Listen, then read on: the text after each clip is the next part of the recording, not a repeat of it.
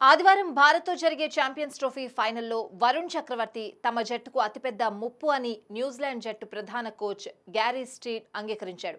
ఈ మిస్టరీ స్పిన్నర్ను ఎదుర్కోవాలంటే తన జట్టు ఆలోచనను విస్తరించాల్సి ఉంటుందని స్టీడ్ అన్నాడు. న్యూజిలాండ్తో జరిగిన చివరి మ్యాచ్లో వరుణ్ 42 పరుగులకు 5 వికెట్లు పడగొట్టాడని స్టీడ్ చెప్పుకొచ్చాడు. వరుణ్ చాలా మంచి బౌలర్ అని, కివీస్తో జరిగిన చివరి మ్యాచ్లో తన నైపుణ్యాలను అద్భుతంగా చూపించాడని ప్రశంసించాడు. ఈ మ్యాచ్లో వరుణ్ మాకు అతిపెద్ద ముప్పు అని, కాబట్టి అతనికి వ్యతిరేకంగా ఎలా స్కోర్ చేయొచ్చో అనే దానిపై ఆలోచనను కేంద్రీకరించాలని కివీస్ జట్టుకు సూచించారు.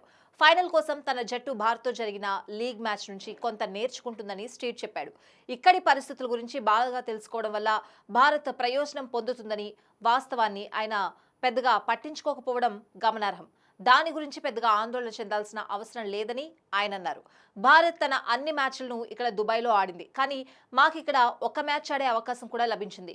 ఆ అనుభవం నుంచి తాము నేర్చుకోవాలనుకుంటున్నామని న్యూజిలాండ్ కోచ్ గ్యారీ స్టీడ్ అన్నారు.